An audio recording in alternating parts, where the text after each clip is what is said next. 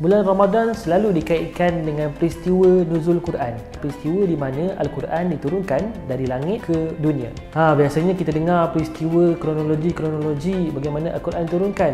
Hari ini saya nak kongsikan dari sisi yang lain macam mana kita melihat peristiwa nuzul Quran dari kacamata sirah. Al-Quran diturunkan bermula daripada wahyu yang pertama, ayat Iqra pada Rasulullah SAW di Gua Hira. Selepas itu, Al-Quran mula diturunkan secara berperingkat-peringkat. Maksudnya selama 23 tahun Rasulullah berdakwah, Al-Quran mula diturunkan sedikit demi sedikit.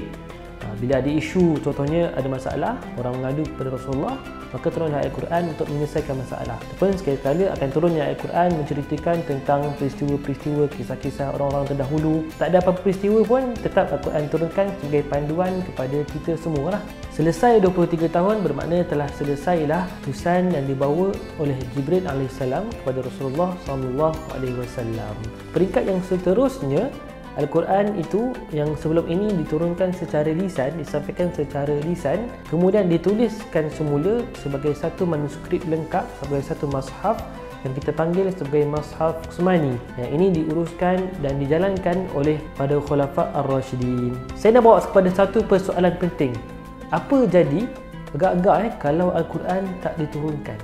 Ataupun Al-Quran itu turun tapi tak habis. Mungkin hari ini kita dalam keadaan dah lengkap Al-Quran pun kita tak jadikan sebagai panduan. Bayangkanlah kita tak ada panduan langsung dalam hidup. Contoh abang-abang kakak-kakak yang tengok video ni kan, tengah driving, tiba-tiba ada lampu merah. Lampu merah tu dah start menyala tapi semua masih berjalan.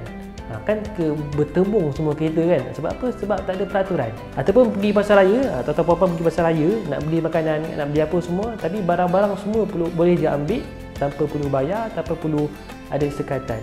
Maka akhirnya barang semua habis, kita pun tak dapat nak beli apa-apa untuk keperluan diri kita. Jadi masalah besar akan berlaku kalau hidup kita tanpa ada peraturan, tanpa ada panduan. Itulah pentingnya Al-Quran sebagai panduan kepada hidup kita untuk sepanjang masa. Hari ini Al-Quran telah pun selesai turun.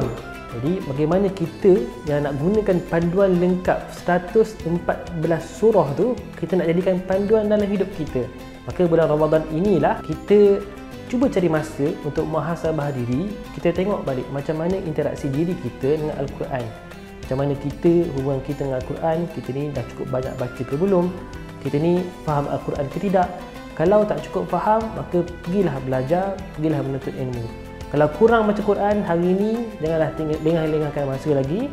Ambil Al-Quran, sekurang-kurangnya kita cuba istiqamah, baca satu hari satu muka surat. Moga-moga kita dapat istiqamah dan dekat dengan Al-Quran kerana kita tahu Al-Quran ini panduan kehidupan.